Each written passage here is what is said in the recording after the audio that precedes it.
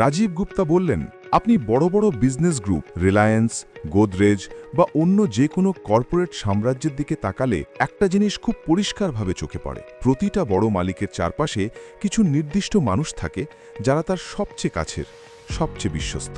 যদি ১০০-২০০ কোটির কোনো কোম্পানি হয়, সেখানে অন্তত একজন এমন মানুষ থাকবেই। আর কোম্পানি যত বড় হয়, এই সংখ্যাও তত বাড়ে, হয়তো ৩ জন, ৫ জন বা তারও বেশি। আমি এদের বলি ক্লোন, অর্থাৎ মালিকের প্রতিচ্ছবি। তারা মালিকের মতো করেই ভাবে, মালিকের মতো করেই সিদ্ধান্ত নেয়, আর মালিকের মতো করেই কোম্পানির ভবিষ্যৎ দেখে। তিনি আরও বলেন, এই মানুষগুলো এতটাই অনুগত যে আপনি যদি রসিকতা করে বলেন নিজের বাম হাতটা কেটে দাও, তারা সত্যিই সেটা করে ফেলবে। এই ব্যাপারটা আপনি কিভাবে দেখেন? এটা এমন নয় যে তারা বাইরে চাকরি পাবে না বা তাদের পরিবার অনাহারে মরবে। না, বিষয়টা সেটা নয়। বিষয়টা হলো তাদের মানসিকতা। তারা মনে করে আপনি আমার জন্য যা করেছেন তাতে এই জীবনটাই আমি আপনার নামে লিখে দিয়েছি। হয়তো পরের জীবনে অন্য কিছু ভাবব, কিন্তু এই জীবনটা আপনার।